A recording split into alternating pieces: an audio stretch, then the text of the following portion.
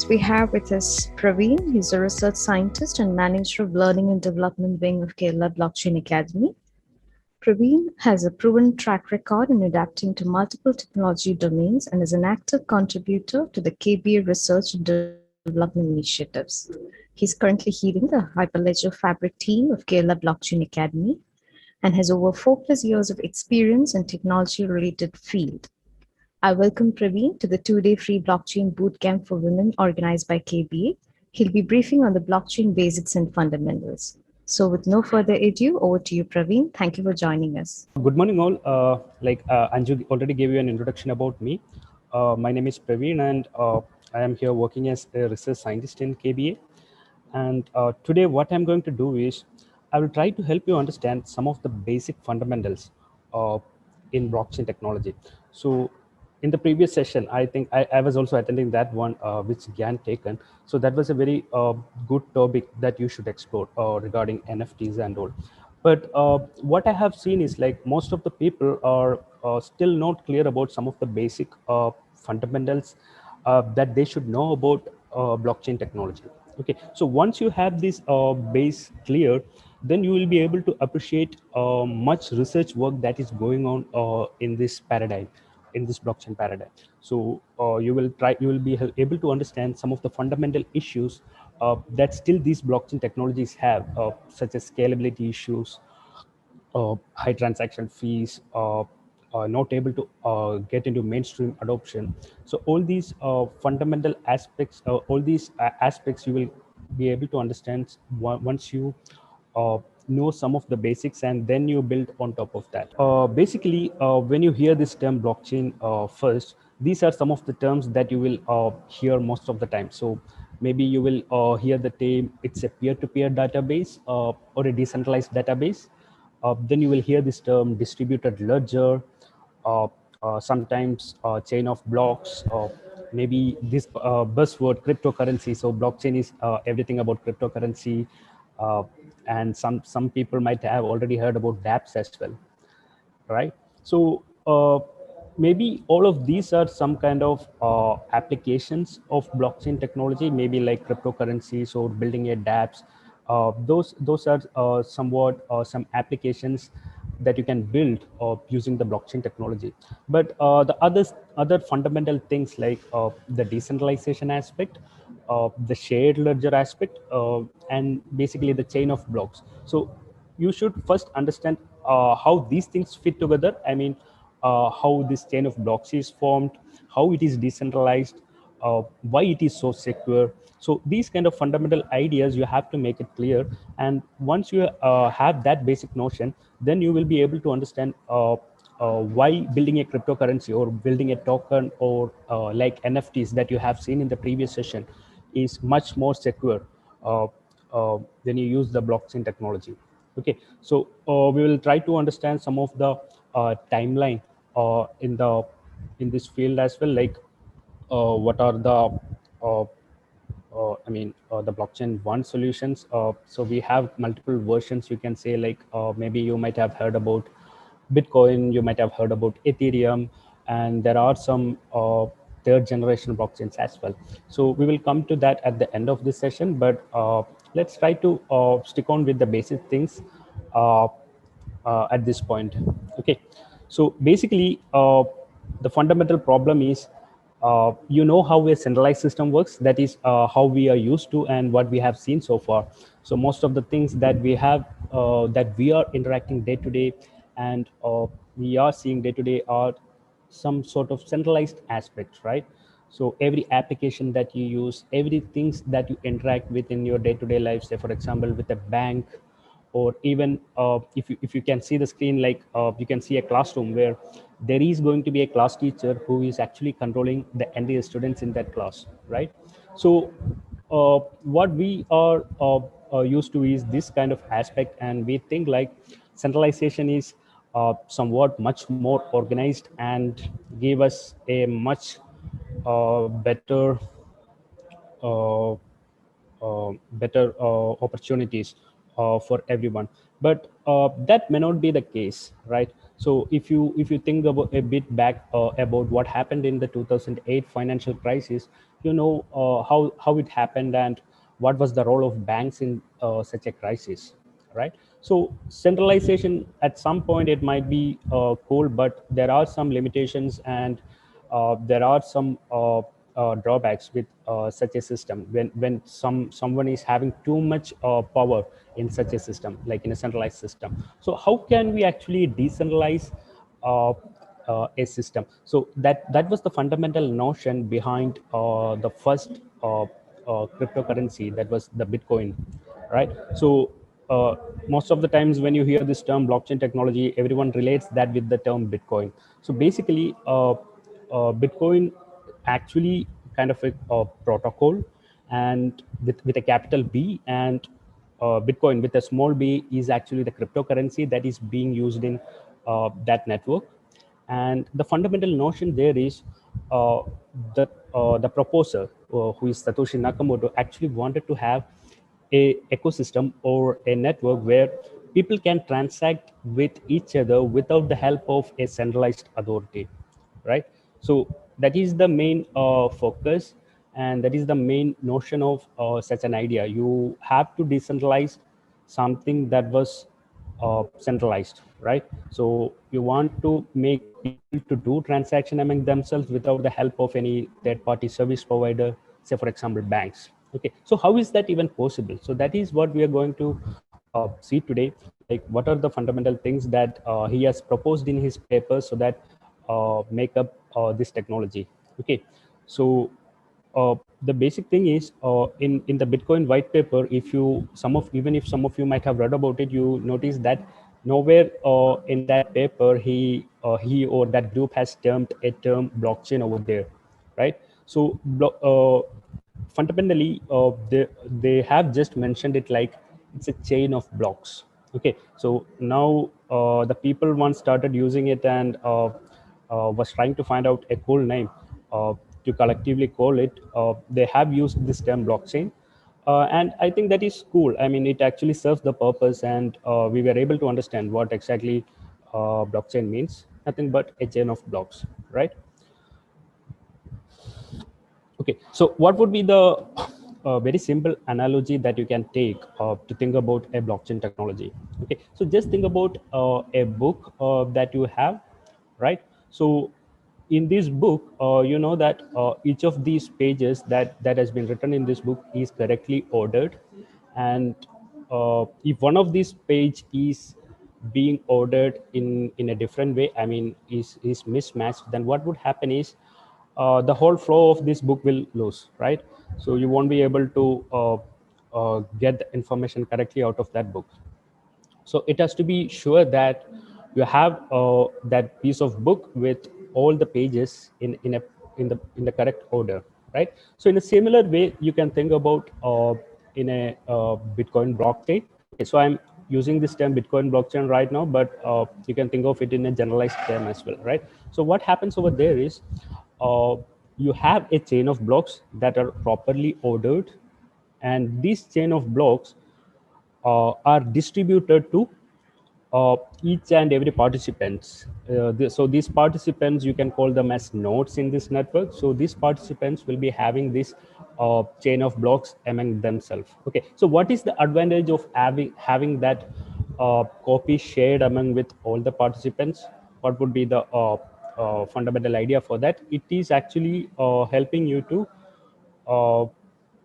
uh, say for example, assume that the book that you have right now with you, and you are a part of a classroom where all the children, all the students in that classroom having the same copy of the book.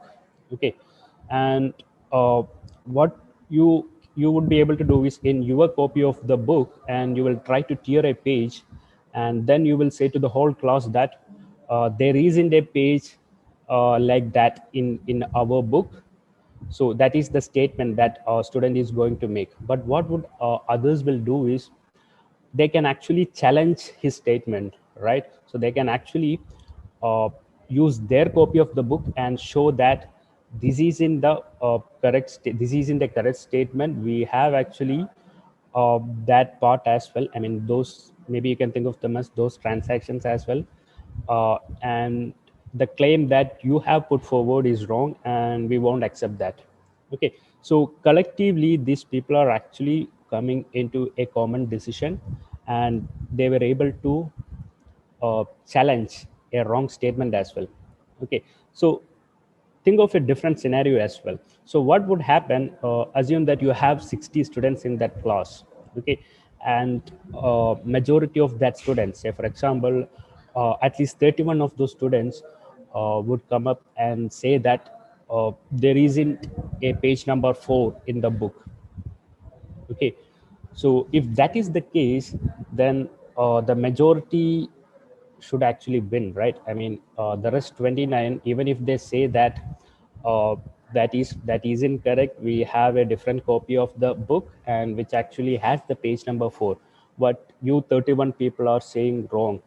That wouldn't be so when you think about that scenario, what would happen is this is fundamentally known as a 51 percentage attack uh, in a blockchain network. Okay, so you can just Google it this term after some time. Like most of these, say for example, Ethereum Classic was prone to this attack last year, I think, and there were other blockchain technology networks as well where they have prone to this kind of 51 percentage attack. So the thing over here is, uh, even though you have shared this digital copy with everyone in this network, if 51 percentage of the uh, people or the nodes will, if they try to collude, then what would happen is uh, they will overpower the network and the trustlessness of the system is lost. Okay, so this is one of the fundamental idea that you should have, and you don't have to worry about in case of Bitcoin or Ethereum blockchain, because right now the scale of this network is too large that even supercomputers won't be able to take down this network with their computational resources. Okay, so but there could be a scenario like there won't be enough nodes present in a blockchain network. That was the case that has happened with Ethereum Classic before. And what happened at that time was there was a 51 percentage attack that resulted in uh, tampering the block data, and that actually led to losing the confidence on that blockchain. Okay, but still uh,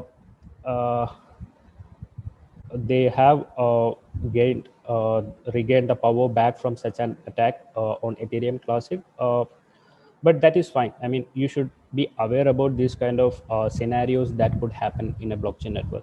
So I hope that you understood this basic analogy about this blockchain uh, with a book, right? Okay, so what are the main features that you are able to get from a blockchain network? So first thing is it is a immutable and tamper-proof data store. So what do you mean by an immutable data store? So once you have written something onto a blockchain ledger, then no one will be able to actually come and tamper the network, tamper that data at a later point of time. Okay, so that is the fundamental idea.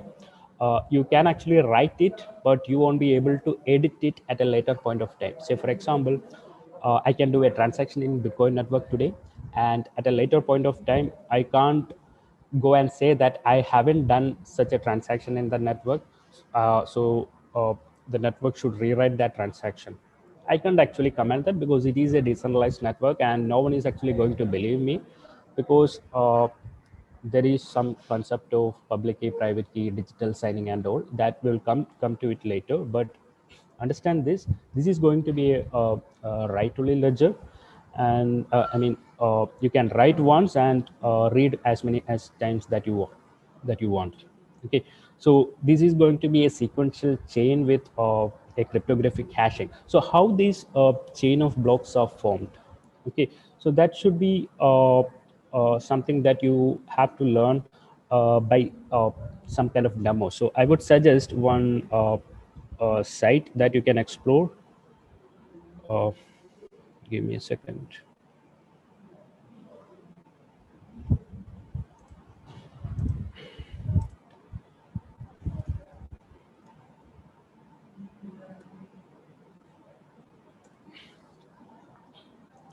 So I will put this link into the chat window. So here is a place where you can try some of these basic ideas over here. So uh, first you can learn about hashing. So what exactly does hashing means?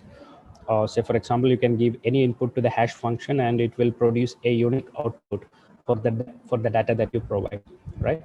So similarly you can learn how a block is being created. So this is a very basic scenario. Don't think that this is how it is being done in every blockchain network. So this is something basic that they have created it for you. uh,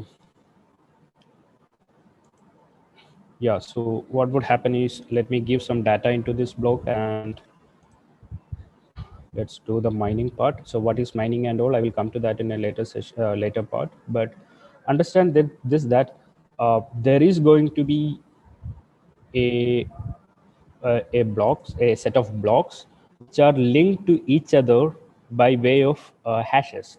So if you look at here, this hash that is being that is the hash of the first block is used as the previous hash of the block number 2. Okay, so again what happens in block number 2 is it will take the input as the nonce, the data value, and this previous hash as well. So the hashing function will take all these inputs and create a new hash value. Okay, so this is going to be the hash of the block number 2. And what would happen here is, now you have made a linkage between these two blocks, right? Similarly, the other blocks you can create in this chain by uh, continuing the same process, right? So the fundamental thing is you are preparing a chain of blocks by using cryptography. Okay, so hashes is one of the important concept that you should learn, that you should understand when you try to learn the blockchain technology. So why this is important? Because even if I do a tampering right now in this block number 3, say for example I am adding a new data that Praveen transferring Anju some 50 bitcoins. So now this is some tampering that I'm doing in the ledger, and what would happen here is this actually would change the hash value, because you know that the hash function will take the nonce, the data, and the previous hash as an input, right? So once I tamper with the data, then what would happen is the hash value of that block will change, and uh, all the further blocks will get invalidated, because you are actually trying to break the linkage between these blocks. Okay, so that is how the a link is maintained between these cryptographic hashes. And you have a trust-free consensus-based transaction. So what is a transaction? That is something that you are say for example in Bitcoin network, it is some kind of financial transaction that you make, or in case of Ethereum it might be a financial transaction as well as a contract call. uh, uh, so basically it would be might be some value exchange between either, or some contract code that you make to a contract. Say for example, what you have seen in the previous session, you saw that you can create NFTs even on Ethereum blockchain using the standards that they have provided. And in order to interact with these smart contracts that you have deployed in such a chain, then you can do that by, you can trigger that by way of transactions. Okay, so let me present it again. Okay, so let's try to understand the story behind these currencies. You know about, I mean, you might have already know about this uh, timeline about what happened in the history, right? So initially we had the barter system, then we have used shells in order to transact between people. Then we have used the metal coins, and then we reached to use gold and other valuable rare piece of materials to in exchange of goods. And finally we have banks. So this is in a very fully exhaustive timeline, but just to give you an idea about how the things has evolved in the past. So once you had the banks, you have understood some of the real power that these centralized entities have, and that's why uh, Satoshi Nakamoto came up with a decentralized way of transacting between uh, the network. I think I got some questions. Okay.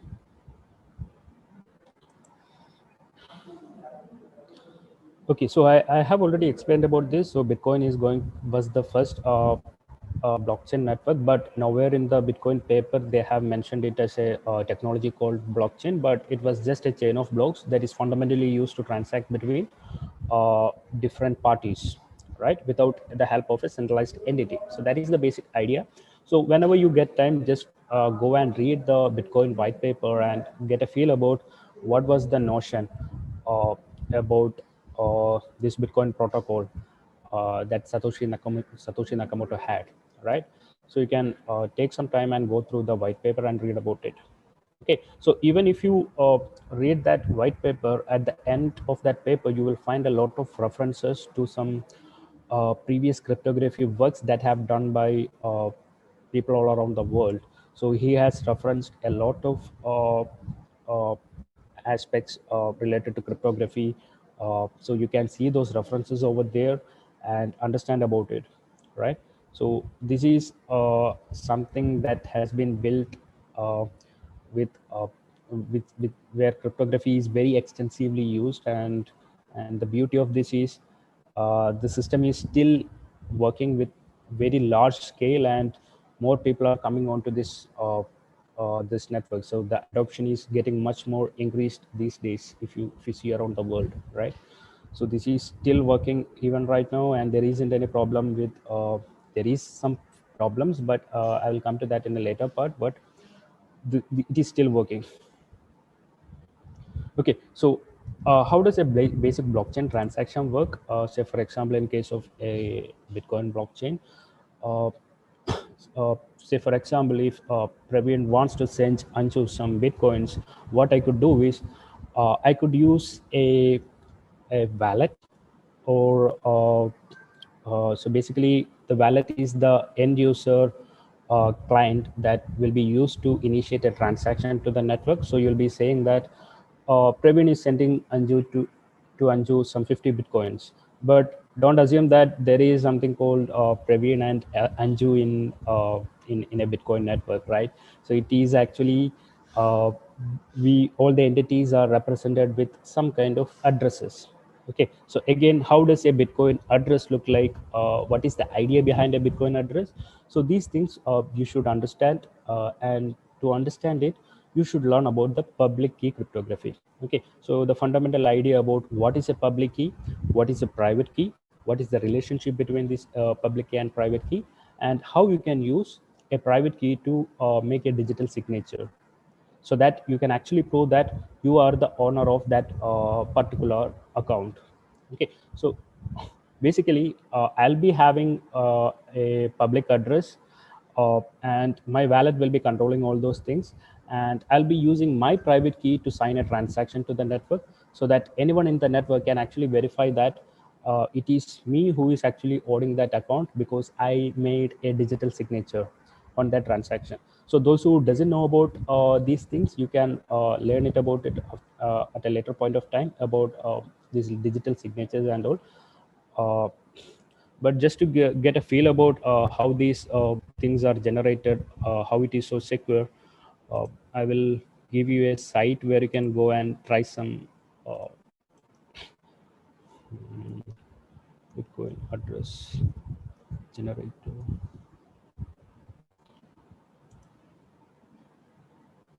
Okay, so if you look at here, this is some site that actually generate you a public-private key pair and a Bitcoin address as well. Okay, so what it asks for me to do is they are asking me to give a source of randomness. Okay, so this public key private key pair should be created in such a highly random fashion so that no one else will be able to recreate it, right? So if someone else will be able to do that, then what would happen is they will get hold of your keys. So that shouldn't happen. So how will you provide the source of randomness? One example is they are asking me to hover my mouse here and there, right?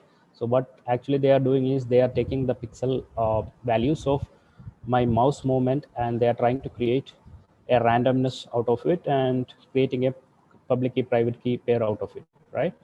So they have generated a Bitcoin address for me. This is my private key, and I can use this to sign transactions to spend Bitcoins present in this account. Okay, so that is how you will try. You can learn about these things. So I will just, you can use, you can go here and try this out, and it would be helpful for you to do all these sample things, right?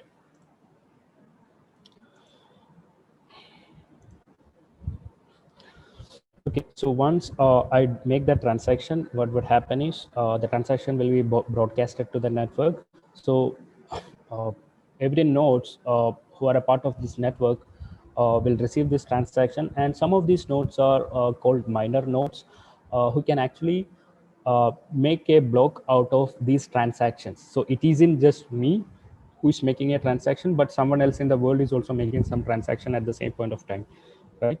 So these transactions can be collected together, and a miner can actually, so miner is the person who actually adds new block to the chain. Okay, so there won't be uh, so initially what happened was during the 2009-10 times, you can actually uh, uh, use a single laptop to do mining and all. But now what happened was, it isn't possible to mine with a laptop or anything, because you should have some enough computational resource to do the mining. Okay, so once a miner mines this block and add it to the network, so all the other nodes will validate whether what the miner is saying correct or not, and they will be able to uh, yeah, so they will be able to understand about it. I mean, they can verify whether the miner is saying correct or not by validating the blocks, and then that block will get added to the chain. Okay, so I'm explaining this very simply, but I'm not introducing all the nitty gritty technical details at this point of time. That you can do at a later point once you start exploring this. Okay, so I don't want to make it too technical so that no one will be able to understand it, but just trying to give you a very fundamental idea about how a transaction is created, how it is signed, so that I can prove the ownership, how the network will, the transaction will be propagated to the network. The miners can actually take these transactions and create a block. So there isn't just a single miner that is present in the network. If there is only a single miner, that would lead to a centralization, correct? So there will be a lot of miners who actually want to create a block.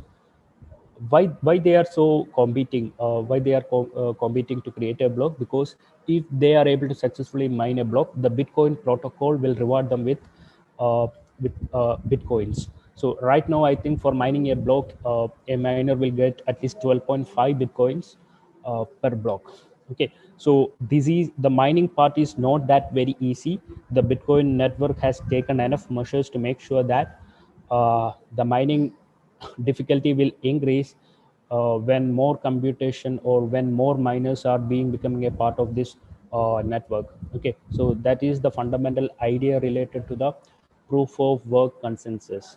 Okay, so you should understand what is proof of work, why this proof of work is making the mining so difficult, that the miners has to spend a lot of energy to do a mining in the Bitcoin network. So if you simply look onto some mining farms all around the world, you can see the scale of the infrastructure that they have.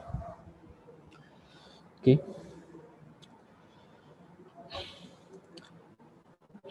so I think I have explained all these things, how it works, how the transaction is created, how the miners are mining the block and all.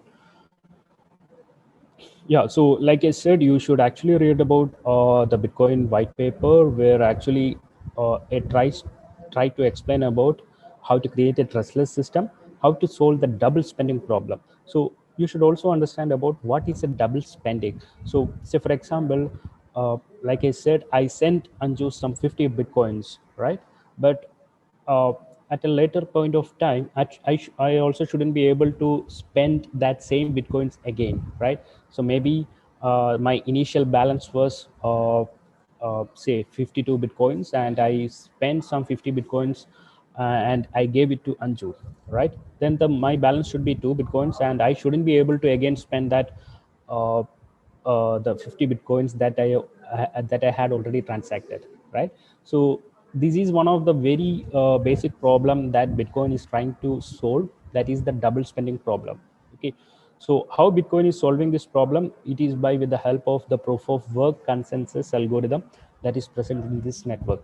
Okay, so how it is happened right now, I mean, in the current system, it is the banks who is actually doing all this kind of settlements and clearance process for you, right? So they actually make sure that there is no double spending happening in the system. But when a system which is decentralized and there is no one who is actually controlling that system, then there should be some mechanism, and that mechanism in Bitcoin network is the proof of work consensus protocol that makes sure that no double spending happens within the network. So if I try to go into proof of work deep right now, it would be too overwhelming and too technical, and I don't think like we have enough time for that.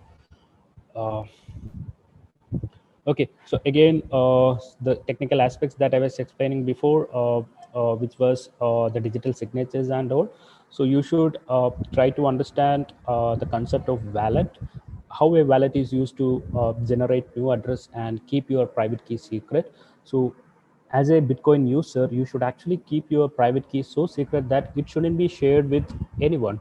What would happen is, if you have lost your private key, then someone else will be able to spend the money or the bitcoins that is present in your account, right? In a centralized system like in the banking system that you have right now, you have an appellate authority, like you can go to bank and say that I have lost my ATM, my pin ID, and you should help me, right? But that isn't the way how it works in this technology paradigm. Like, you are the person who is responsible for your uh, cash and like your bitcoins, and you should be responsible with your private key. If you lose it, then it's all gone. Okay,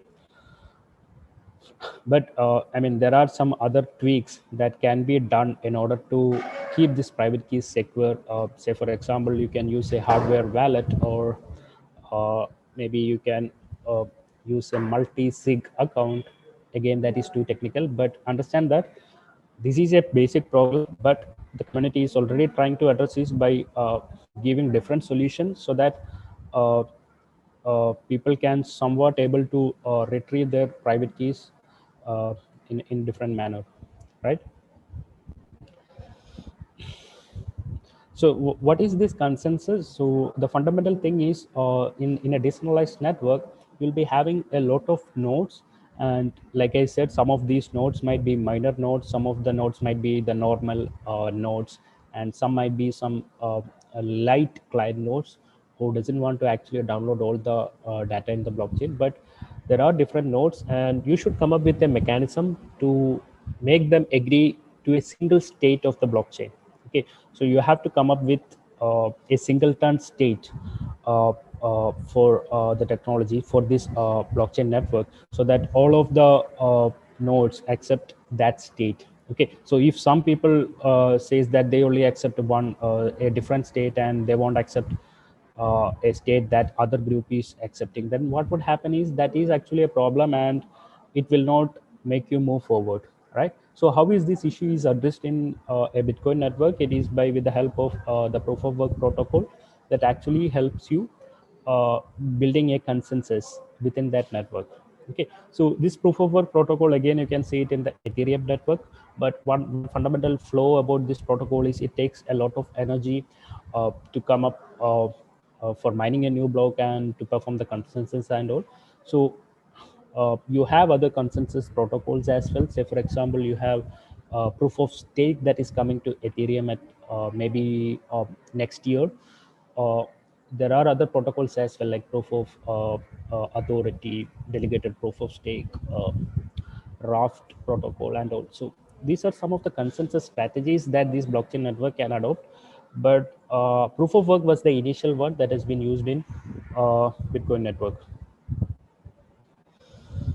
So how blocks get added to the blockchain, I have already explained about it, like how it is being created by a miner, how then other nodes verify it, and uh, how it is being propagated to all the other persons, all the other nodes in the network. So basically, this proof of work algorithm, right now it requires a lot of computational effort to execute this algorithm to come up with a block.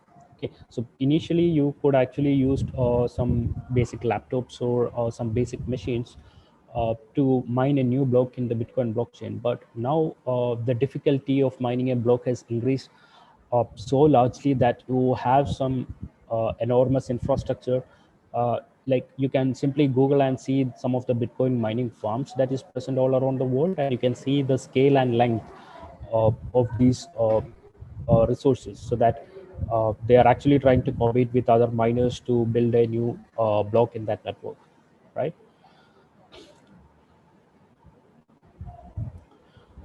Yeah, so what happens in mining is all the miners are competing to solve a mathematical puzzle. So there is a question that all of them are trying to address. So they are trying to find a value. So that value is known as the nonce value. So if you look at uh, I mean, in the old example that I have shown you, which actually explained about the block creation and all, you might have seen a term called nonce value. So that nonce is used to that nonce is something that every miner is trying to find out, and that is actually a puzzle. So why or how a miner is trying to find out that nonce, that involves a bit of technical part that you can look into it at a later time. But understand this: every miner is trying to solve a very basic mathematical puzzle, not a very basic mathematical puzzle, but a very computationally uh, that actually requires a very high computational power to come up with a solution for that mathematical puzzle. So that is why this kind of enormous infrastructure is being used by the miners all around the world. Okay, so once you solve that puzzle, then you will be getting rewarded with uh, block rewards for mining that, along with the transaction fees that you give into the uh, that you give to the miners for mining your block. So these are some other terms that you will hear on the blockchain paradigm. Sometimes you will hear this term as distributed ledger technologies. So basically, it is nothing but a shared ledger between different entities in a network that are accepting a state by way of consensus. Okay, so how this consensus is used, like I said, in Bitcoin network it is the proof of work, but in different other networks you'll be seeing other kind of consensus protocol as well. Okay, so this consensus is also a limiting factor for the scalability of this network.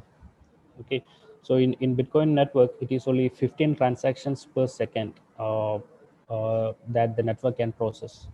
So the proof of work has a wide the proof of work is one of the reason for this kind of low scalability in a Bitcoin network, but it actually ensures some other aspects as well, like you will be getting the decentralization as well as the security aspect, but the scalability is reduced. Okay, so this is a kind of a blockchain trilemma. Like you can have decentralization, security, and scalability. Uh, uh, that is what you are aspiring for, but you can't have all these three at any single point of time. You can have at least two of these three. Maybe you can have decentralization and security uh, uh, like without having much scalability, or maybe you can have this security and scalability, but that would lead to more centralization. So that is what happened in some of the blockchain network out there, like EOS and all, where there are some 21 block producers who are responsible for creating new blocks in the network. Okay, so this is some blockchain trilemma that you should understand. And DAOs, ICOs, and all these are some buzzwords related to Ethereum blockchain network. So I don't think like I have time to explain all about it right now, but just keep these terms in your mind and try to explore it at a later point of time. So you have multiple variants in blockchain technology. You have a permissioned one and a permissionless one. So permissionless is something that doesn't have it is actually a public blockchain network, right? So Bitcoin, Ethereum, all are public blockchain network. So permission is actually used by some enterprises to explore the features of the blockchain technology, but they don't want to actually make it available to the whole public. So that is why Hyperledger has come up with an initiative under the Linux Foundation uh, to come up with creating some enterprise grade blockchain. So you might have heard about Hyperledger Fabric, Hyperledger Sawtooth and all, right? So blockchain version 1 is the Bitcoin, and the 2 is the programmable blockchain, where you can actually create smart contracts. So in the previous session, you have heard about the NFT tokens and all. So similar way, you can create contracts in the network. So that is how it is done in Ethereum blockchain. You can do the financial value transfer with Ether, as well as you can create programs in Ethereum network as well. Okay, so Bitcoin network, you can only do financial transactions. You don't have any Turing complete programming language that available over there to do some kind of coding. But in case of Ethereum, you have a coding standard called Solidity, a coding programming language, which you can use to create smart contracts, and you can interact with that smart contract in the network. So one fundamental idea is these smart contracts are so secure that no one can able to actually tamper this contract at a later point of time, right? So you have to abide by the rules of whatever things that you have written initially, right? But there are some ways in which you can update you can extend your the logic of your smart contract and all that you can learn at a later point of time. But understand this, Ethereum is something that actually helps you to build dApps, decentralized applications in the blockchain ecosystem. So future is to get into the more mainstream adoption on blockchain paradigm. Uh, you shouldn't have just Ethereum, but the fundamental problem all these blockchain solutions that have is these aren't that much scalable. But when you want to make these kind of systems much more widespread, you should address that problem without losing the decentralization and the security aspect. So there are some research work that is happening on that front, like how you can scale the Ethereum network, or how we can come up with a new set of ideas, maybe new set of network uh, with some different way of doing things, right?